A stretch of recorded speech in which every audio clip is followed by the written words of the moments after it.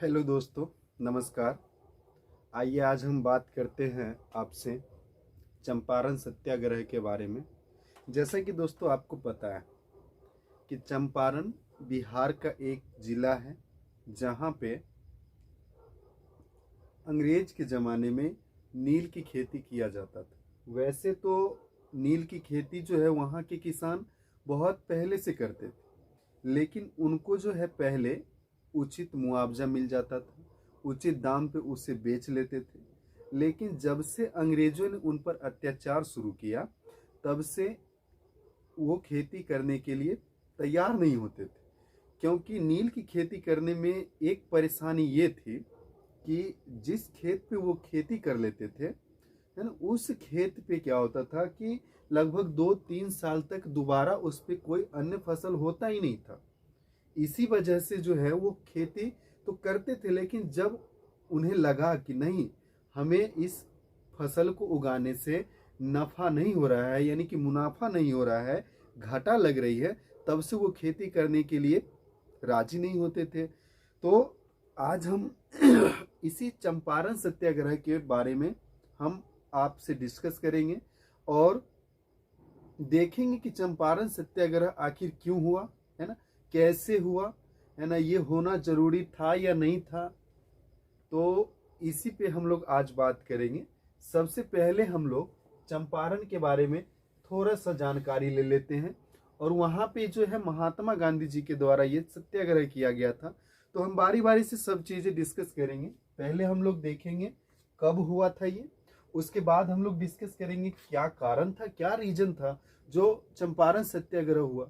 इसके बाद हम लोग देखेंगे कि इसका नेतृत्व कौन कर रहे थे, है ना, इनके साथ साथ और कोई लोग थे या अकेले नेतृत्व कर रहे थे, इन सब के बारे में भी चर्चा करेंगे। और लास्ट में हम लोग परिणाम देखेंगे कि क्या सफल रहा या नहीं रहा। तो इसी पे आज हम लोग बात करते हैं।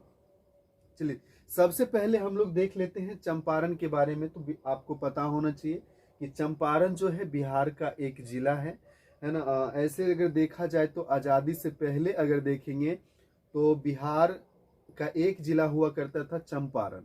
लेकिन अभी वर्तमान स्थिति इसका ये है कि चंपारण को दो हिस्सों में बांट दिया गया है। एक पूर्वी चंपारण है और एक पश्चिमी चंपारण है ना। पश्चिमी चंपारण बिहार का क्षेत्रफल की दृष्टि से सबसे बड़ा जिला है। चंपारण सत्याग्रह की शुरुआत अगर देखेंगे, सबसे पहले अगर हम बात कर ले कब हुई थी, तो ये आपको पता होगा 1917 में हुआ था, है ना। कब हुआ था? 1917 ईस्वी में हुआ था। कहाँ हुआ था? तो हम लोग जानते हैं कि ये चंपारण जिला में हुआ था। चंपारण जिला है एक, वहीं पे हुआ था, है ना। अगर हम बात करें कारण का, तो देखिए चंपारण सत्याग्रह जो हुआ था ना, इसके पीछे बहुत बड़ा रीजन आपको हम पहले ही बता दिए हैं। और वैसे अगर रीजन देखेंगे तो पहला रीजन की अगर हम बात करें, इसका पहला रीजन था कि तीन कठिया पद्धति। तीन कठिया पद्धति ये इसका सबसे बड़ा रीजन था, जिसके वजह से किसान नहीं करना चाहते थे। रीजन ये था कि किसान जो है प्रत्येक 20 कट्ठा में 3 कट्ठा भूमि पर मतलब नील की खेती करना पड़ता था। और आपको अभी हम बताए हैं कि नील की खेती करने से क्या होता था कि उसकी उर्वरा शक्ति समाप्त हो जाती थी, तो दोबारा उस पर कोई फसल नहीं होता था। इसलिए किसान इसको करने से पीछे हट रहे थे। इसके अलावा अगर कारण देखेंगे तो उन्हें उचित मूल्य नहीं दिया जाता था। उचित मूल्य का अभाव था, है ना। फसल तो उगा लेते थे किसी तरह करके, है ना, कर्ज लेके साहूकार से। अगर किसी किसान के पास जमीन नहीं है तो वो जमीन भी मतलब ठेका या बटैया के रूप में ले लेते थे और किसी तरह से वो फसल उगा लेते थे। लेकिन उचित मूल्य का अभाव था, उचित मूल्य इनको नहीं दिया जाता था। इस वजह से किसान जो है खेती करना नहीं चाहते थे। इसके अलावा आपको बता दिए कि जमीन को जो उर्वरा शक्ति थी वो समाप्त हो जाती थी। उर्वरा शक्ति समाप्त हो जाती थी। इसके पीछे का रीजन कि नील की खेती नहीं करने का रीजन एक ये भी था कि उर्वरा शक्ति समाप्त हो जाता था, जिसके वजह से किसान खेती करना नहीं चाहते थे। और इसका जो है सबसे बड़ा रीजन एक और ये भी देखा जाता था कि इनके पास जमीन नहीं हुआ करता था, तो किन्हीं से ठेका या बटैया के रूप में जमीन ले लेते थे और खेती करने के लिए जब पैसा नहीं होता था तो किसी साहूकार से ये कर्ज लेके खेती करते थे। लेकिन जब इन्हें उचित दाम नहीं मिलता था तो इन्हें मतलब महाजन को ये कर्ज चुका नहीं पाते थे। तो इनकी जो जमीन होती थी वो जमीन पर भी साहूकार का कब्जा हो जाता था, और अंग्रेज के द्वारा बाध्य ये किया जाता था कि अगर वो किसान खेती नहीं करना चाहते हैं तो उन्हें जबरदस्ती कराया जाता था। इन सब चीजों से परेशान हो गए वहां के किसान, चंपारण के किसान। उसी में एक व्यक्ति थे जिनका नाम था राजकुमार शुक्ल। आपको पता होगा, नेतृत्व नहीं किए थे लेकिन इनका नाम हम लोग देखेंगे, है ना, जिनका नाम था राजकुमार शुक्ल। ये वहां के किसान थे।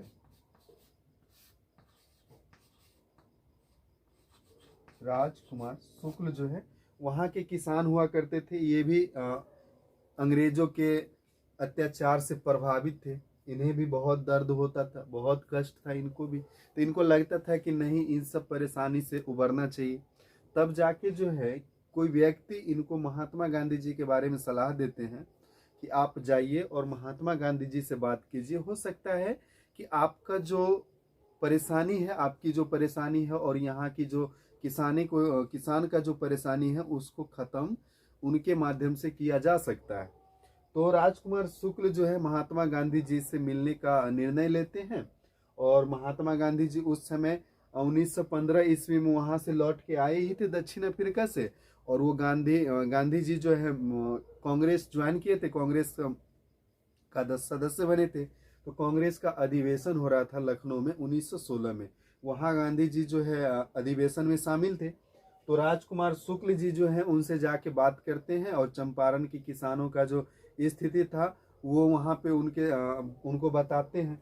तो महात्मा गांधी जी से आग्रह करते हैं कि आप चलिए और वहाँ के किसानों की स्थिति को देखिए और उसको सुधारने का थोड़ा सा कुछ रास्ता निकालिए। तो गांधी जी पहली बार में तो उनको मना कर देते हैं, लेकिन फिर बाद में बहुत आग्रह करने के बाद, बहुत मनाने के बाद जो है महात्मा गांधी जी आने के लिए तैयार हो जाते हैं और कहते हैं ठीक है चलो देखते हैं जाके वहाँ पे, तुम जाओ हम आ जाएंगे। ठीक है। तो राजकुमार शुक्ल जी कहते हैं नहीं, आप तारीख बताइए कब आ रहे हैं।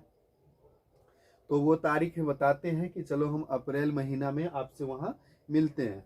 उसके बाद जो है महात्मा गांधी जी वहाँ से आते हैं, फिर लखनऊ से वो चले जाते हैं अहमदाबाद, और वहाँ से फिर जब आते हैं तो इनको रास्ते में जो है नेतृत्व कर्ता में महात्मा गांधी का ही नाम आता है, लेकिन सहायता के रूप में जो है इनको बहुत सारे लोग मिले, है ना, जिनमें आपको इनके अलावा देखेंगे तो आपका एक हो जाएंगे डॉक्टर राजेंद्र प्रसाद, जिनके बारे में आपको पता ही होगा। डॉक्टर राजेंद्र प्रसाद भारत के प्रथम राष्ट्रपति भी बने थे। तो ये प्रथम राष्ट्रपति भी रहे थे और चंपारण सत्याग्रह में भाग भी लिए थे। दूसरा व्यक्ति के रूप में आप देखेंगे कि इस आंदोलन में भाग लेने के लिए यानी सहयोग करने के लिए आए थे, जिनका नाम है बरज किशोर प्रसाद। बरज किशोर प्रसाद ये भी इस आंदोलन में भाग लिए थे और गांधी जी का सहयोग किए थे। तीसरा आप देख सकते हैं जिसका नाम है जेबी कृपलानी। जेबी कृपलानी ये भी जो है इस आंदोलन में सहयोग किए थे। तब जाके महात्मा गांधी जो इन लोगों के सहयोग से और चंपारण के किसान के सहयोग से और इनकी सहायता से जो है वहाँ पे आंदोलन किए थे। एक चीज और थी कि महात्मा गांधी जी का जो छवि था वो दक्षिण अफ्रीका से ही बहुत अच्छी थी। अंग्रेज को जैसे ही पता चलता है कि चंपारण में महात्मा गांधी जी आने वाले हैं तो वो जो है अपने अधिकारी सबको आदेश दे देता है कि किसी भी हाल में महात्मा गांधी जी को चंपारण में प्रवेश नहीं करने देना है। तो अब जाके जो है महात्मा गांधी जी को ऐसा खबर मिला तो महात्मा गांधी जी जिद पे अड़ गए कि नहीं, अब तो हमको जाना ही पड़ेगा, क्योंकि अंग्रेज ने चुनौती दे दिया था ना। अगर अंग्रेज चुनौती नहीं देता, प्यार से अगर कहता तो हो सकता था गांधी जी कुछ अलग निर्णय लेते, लेकिन उनको एक तरह से चुनौती हो गया कि चंपारण में इनको प्रवेश ही नहीं करने दिया जाएगा। तो इस वजह से इनको गुस्सा आ गया और लास्टली जो है इनको जेल में भी बंद किया गया जबरदस्ती। तो वहाँ के जो जनता थी, वहाँ के जो किसान थे, वो सब धरना पे बैठ गए और उनको जो है जेल से बाहर किसी तरह से निकाल दिया गया। उसके बाद वो किसानों के स्थिति के बारे में पूरा घूम के, गांव घूम के जो है पूरा जायजा किए और पूरा जो है जांच परख करने के बाद निर्णय लिए कि नहीं, आंदोलन करना है। तब जाके चंपारण के किसान लोग और राजकुमार शुक्ल भी साथ में डॉक्टर राजेंद्र प्रसाद, ब्रज किशोर प्रसाद, जेबी कृपलानी, ये सभी लोग मिलकर वहां पे आंदोलन करते हैं और आंदोलन सफल रहता है। लास्टली अंग्रेज को झुकना पड़ता है। और इसका अब लास्ट में हम लोग परिणाम की बात कर लेते हैं। परिणाम में देखेंगे तो एक बिल लाया गया था जिसका नाम था चंपारण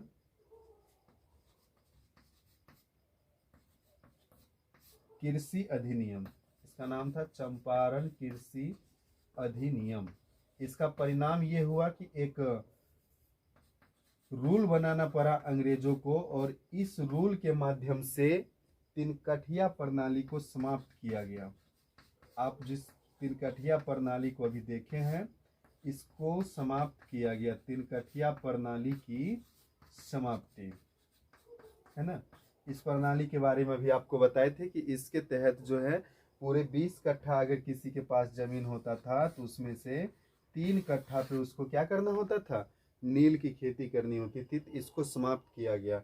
इसके अलावा किसान को वहां पे जो भी क्षति हुआ था उन सभी क्षति को पूर्ति किया गया, यानी कि उचित मुआवजा दिया गया। किसानों को उचित मुआवजा दिया गया,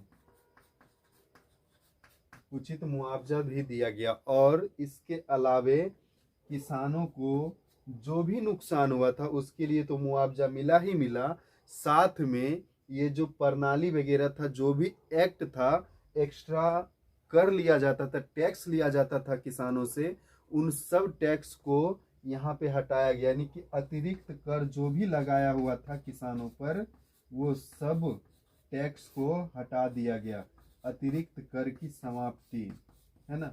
जितना भी टैक्स लिया जाता था उन सभी टैक्सों को क्या किया गया, समाप्त कर दिया गया। तो आंदोलन एक तरह से देखा जाए तो बहुत ही सफल रहा। और महात्मा गांधी जी सोचे भी नहीं थे कि हमसे, यानी हम जो आंदोलन करेंगे इससे अंग्रेज इतना प्रभावित होगा और वहां की स्थिति में पूरे तरह से बदलाव कर देगा। ऐसा महात्मा गांधी जी सोचे भी नहीं थे। इसी आंदोलन के पश्चात जो है रविंद्रनाथ टैगोर, जिनको आप जानते होंगे है ना, जो हमारे राष्ट्रगान लिखे थे जनगण मन है ना, राष्ट्रगान लिखने वाले जो रविंद्रनाथ टैगोर थे उन्होंने महात्मा गांधी को महात्मा की उपाधि इस आंदोलन के बाद ही दिए थे। इसके बाद जो है महात्मा गांधी का छवि पूरे इंडिया में, भारत के कोना कोना में छवि जो है पूरा अच्छा से बन गया था है ना। इनका जो पावर था वो बहुत ही ज्यादा था। अंग्रेज इनसे थर थर कांपने लगे थे इस आंदोलन के बाद। ठीक है, अंग्रेज जहां भी सुन लेते थे कि महात्मा गांधी आने वाले हैं या फिर ये आंदोलन करने वाले हैं तो अंग्रेज को पहले से ही लग जाता था कि अब जो है हमें निर्णय में कुछ न कुछ बदलाव करना पड़ेगा, नहीं तो ये महात्मा है ना, महात्मा के नाम पे कुछ अलग ही कर देगा है ना। हो सकता है हमें बीच में ही यहाँ से शासन छोड़ के भागना पड़ जाए है ना। तो ये सारी घटना आपका चंपारण सत्याग्रह से रिलेटेड है। इसमें आपको मुख्यतः 2-3 बातें पूछी जाएगी जो आप याद रखेंगे। पहला क्वेश्चन आपसे ये हो सकता है कि चंपारण सत्याग्रह कब हुआ था, तो आप डेट याद रखेंगे 1917 में। उसके बाद पूछा जा सकता है चंपारण किस राज्य में स्थित है, तो आपको राज्य का नाम याद रखना है। चंपारण जिला कहाँ पे है, तो बिहार में है, बिहार में वर्तमान स्थित है ये। तो ये क्वेश्चन आपसे पूछा जा सकता है। इसके अलावा ये भी क्वेश्चन हो सकता है कि तिनकठिया पद्धति किस आंदोलन से संबंधित है, तो उसका आंसर भी आपका चंपारण सत्याग्रह हो जाएगा। क्वेश्चन ये भी हो सकता है कि नेतृत्व, चंपारण सत्याग्रह का नेतृत्व किसने किया था, तो महात्मा गांधी जी ने किया था। ये भी क्वेश्चन बन सकता है कि महात्मा गांधी के साथ में चंपारण सत्याग्रह में कौन कौन व्यक्ति थे जो सहयोग किए थे, तो डॉक्टर राजेंद्र प्रसाद, ब्रज किशोर प्रसाद है ना, जेबी कृपलानी, ये सारे लोग जो हैं चंपारण सत्याग्रह में भाग लिए थे और इनकी मदद किए थे।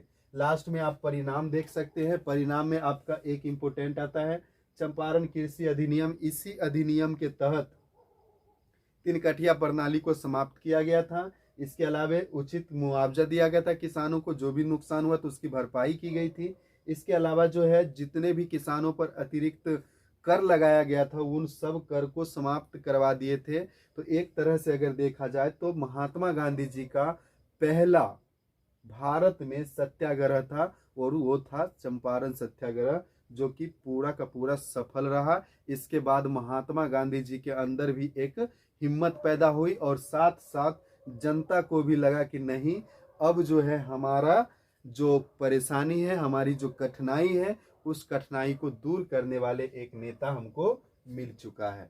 तो आज हम लोग इतना ही रहने देते हैं। नेक्स्ट दिन हम लोग बात करेंगे अगले टॉपिक पे, जो कि रिलेटेड होगा महात्मा गांधी जी से रिलेटेड ही होगा। तो नेक्स्ट दिन हम टॉपिक के बारे में चर्चा करेंगे। आज भर इतना ही रहने देते हैं। यदि आपको इस वीडियो से कुछ सीखने को मिला हो तो कोशिश करेंगे कि वीडियो को लाइक कर दें और अपने दोस्तों के साथ जो जिनको इनकी ज़रूरत हो, इस टॉपिक की ज़रूरत है ना, उनको आप शेयर कर देंगे। तो इसके लिए आपको धन्यवाद।